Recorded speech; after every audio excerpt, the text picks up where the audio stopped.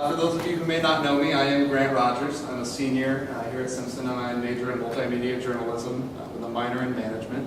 And in addition to my work academically, I've been the editor-in-chief of the Simpsonian for the past year, and we sent our last edition to the print today, so that's another big victory today. I'm here to talk to you about Indy Towner, my hyperlocal news website that I designed for this project focusing on Indianola. And before we get started, I wanted to give the judges here an iPad with the site loaded on it, just in case throughout the presentation you'd like to take a look at the content on there, or play Angry Birds. But Indy Towner for me started as a little bit of a frustration, actually. In the beginning, I had a hypothesis. And there's been a lot of literature published about small town news. There's been a lot of literature published about the media in general. But small town news publishing is still a financially viable business. While we've seen a lot of declines at larger metro papers, largely we've seen relatively healthy revenues at small town newspapers. But I did believe, just through looking at a lot of different small town newspapers, that small town publishers tend not to meet the demands of a digitally native audience, largely through they lack frequency in their posting, they lack a digital-first mindset, and they lack the multimedia elements that we as web users have come to know and love, such as video and photo galleries. And I felt that looking at my own hometown newspaper to even the Indianola Record-Herald, which is kind of my hypothetical competition for the class. And looking at the Indianola Record-Herald's website, which I did a lot before I started, you can see how there's no real one multimedia element that really draws you in on the page. And they also tend to update more on a weekly basis as opposed to a daily basis or every couple days. So I wanted something, when I started this, that would kind of be my dream website for a news hyperlocal website in Indianola.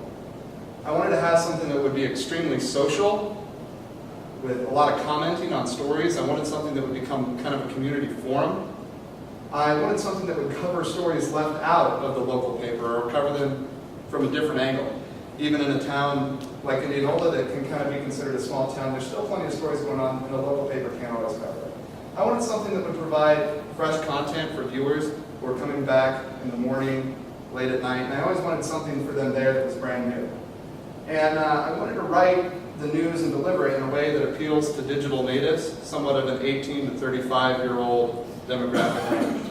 And I believe that range wasn't being well served by the current offerings in Indianola. I'm also convinced that this is a good time to be in the business of publishing small community, hyperlocal, online websites. For people in the industry, they'll be familiar with the State of the Media report, which is released by the Pew Center each year. But this year's report, which was released around a month ago, noted that 24% of internet users now go to local community journalism websites like a patch website that you might be familiar with, or something like Indy Towner. So I was excited to be able to start this and give it a try because I believed it was a good time to be able to do it. I knew there were going to be some challenges. The first one would be familiar for anybody who goes to Simpson. Simpson can be a little bit insular. Even though I've lived in Indianola for 4 years, I didn't always pay attention to what was going on in the community. So I knew to run a website about Indianola, I'd have to get sourced up really fast and learn about the local issues really fast. I knew I had trouble, or at least a challenge, developing an active group of readers who are already attached to the local news source, the Indianola Record-Herald. I knew that it would be tough to make Indianola news interesting to Simpson students. It can be tough to make any news interesting to students, but particularly Simpson students were interesting to me because they are right in that key demographic that I'd like to attract. And of course I knew that it would be tough and that I would have to devote a lot of time to developing content, to reporting stories, so that I could even keep up a website that was attractive to people who already liked the local paper. 5 weeks later, after I started, my first post was on March 12th, I gotta say I'm really excited and proud of what I accomplished.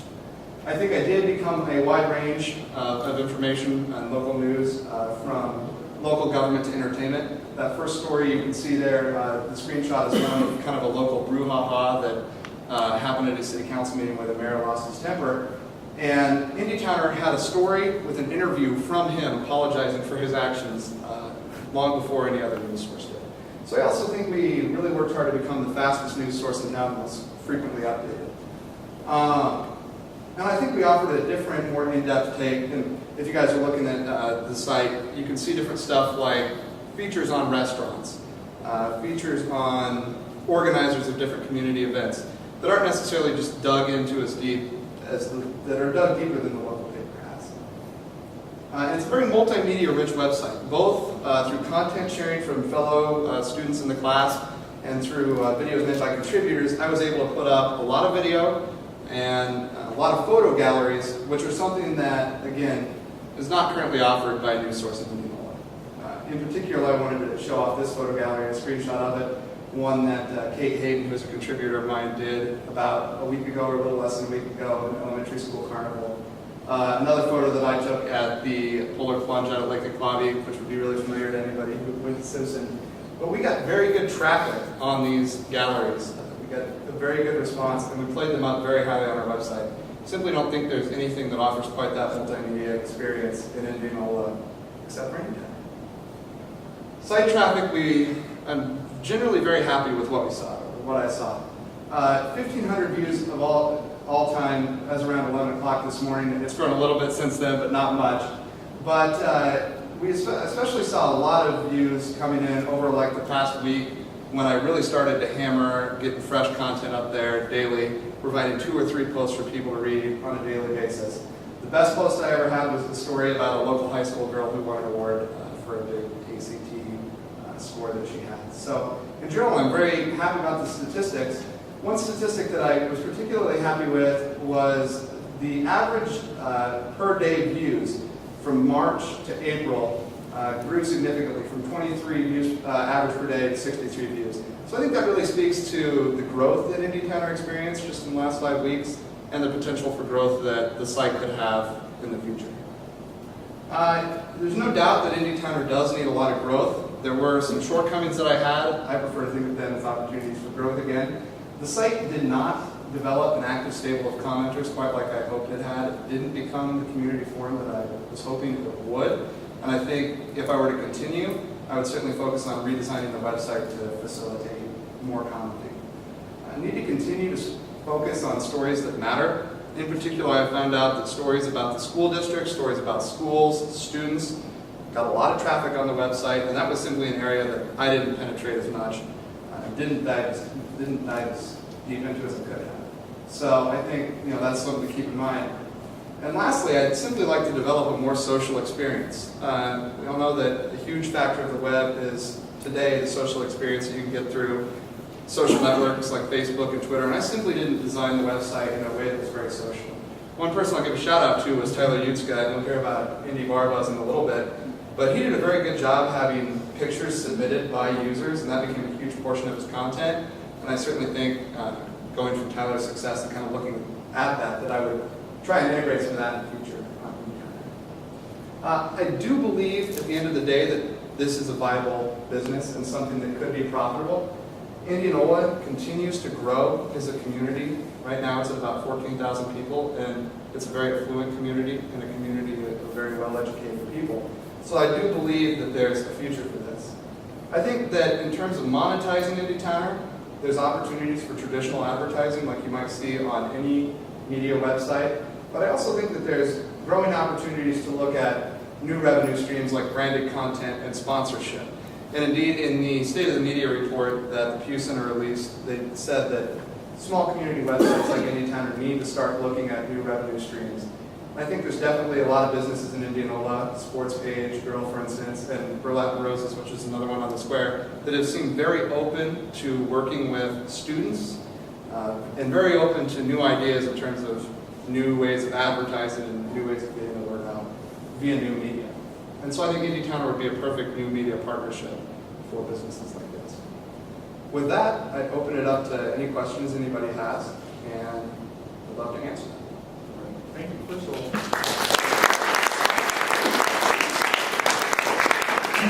Questions from the judge?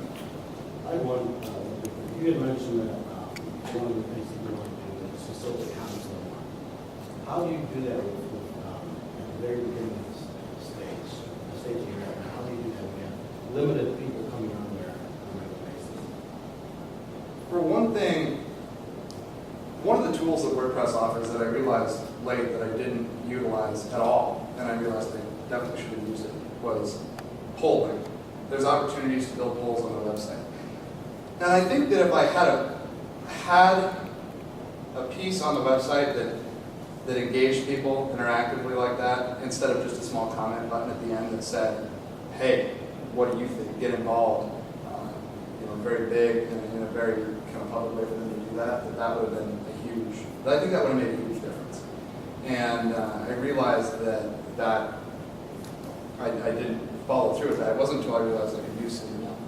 I think the other way is, and I also kind of realized this later on, is even though we live in a digitally connected world, word of mouth is really the best way to get people to do this. So it's simply telling people, hey, get on and share your opinions. And I had a conversation with a person about that at a city council meeting on Monday.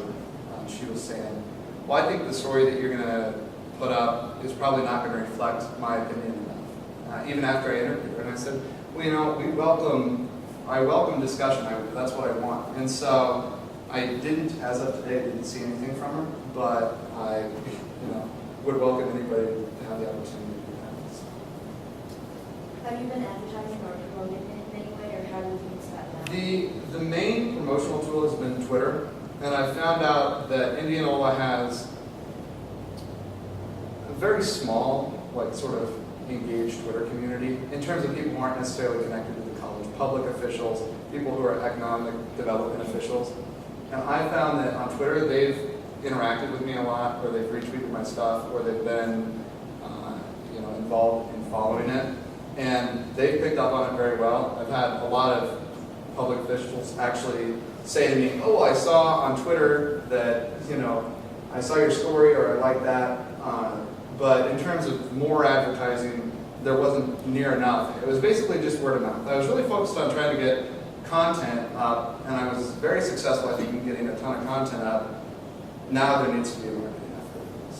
We have a few questions here. Twitter, you said you don't have a lot of followers on there. There's not. And last time I checked, 23 maybe. How do you leverage? I mean, I know when the city official tells you that. How do you leverage it? Have you figured out a way to leverage their interest into turning them into more followers and more people reading your site? I think that I've leveraged their interest, but not online. I know that these people have told their friends about it. There was an incident when I was sitting in a city council meeting a couple weeks ago where a older lady got up to speak, and she had a printout from the website and referenced it in her conversation with the mayor. She actually called the mayor out, and she said, well, the mayor said on Indy Town. And so I know that, I know the person who, told her about the site. I think I know who it probably was. And so it's not evident online or in terms of Twitter followers, but I think it's evident in terms of other readership that I'm just not picking up on. I have no way of tracking. They're not that digitally connected. Two quick business questions. Sure. You mentioned, I saw one of the presentations, you mentioned about revenue. And then conservative estimates being 21,000, what is wrong with that for year two? Roughly that area. Yeah. Where is that going to come from? That's the first one. The second question is, are you looking at this at potentially scaling? Potentially going to different markets? Definitely. So that's kind of a two-part question. On the revenue side, and I can't tell you right off the top of my head exactly what I had written, but I think it was $21,000 in revenue, roughly. I think that there's, from the numbers that I saw viewing the site, I think there's a huge potential to build a email newsletter or build a premium product. And I think, if I recall, even if I said, if 300, 400 people subscribe to that, I would be able to get $21,000 in revenue. It was a fairly low number, if I recall, and if it was at a certain price. And so I think from the numbers that I saw of people viewing it,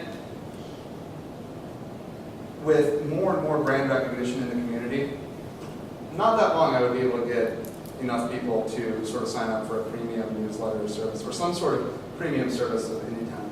I think another revenue stream that I didn't mention and I might have briefly mentioned in my business plan, but I think there's huge revenue in terms of selling content that's on here. Our photo galleries, there's upwards of 100 photos, I think, currently on the website, and some of them are really well done. So I think there's opportunities to sell individual pieces of content as well. And then the second question was on Scaling. scaling. Scaling is interesting. I've kind of thought about how I would do that. First things first, I think one thing I didn't do with Indy Towner is simply scaling in terms of putting more Warren County content on the site. Something you won't find on the site that I think is unfortunate, and again, simply just due to time and resources, is more reporting on the casino effort in Milwaukee. So I think there's huge opportunities to scale more on Indy Towner, under the Indy Towner brand, in terms of spreading to covering news about the Southeast Warren School District, which has very relatively low coverage. In terms of scaling and moving to other communities like a Indy Towner for Carlisle or Norwalk, I certainly think that there's opportunities to do that, but again, I'm not as familiar with either one of those communities. I was really certain that with Indianola, there was a need that I could meet. And I'm still convinced that 6 months on this, working intensively, we'd see a lot better numbers, a lot more growth. But yeah, I think that there's tons of opportunities to scale into smaller towns all over and build a rich multimedia experience that a local newspaper doesn't offer.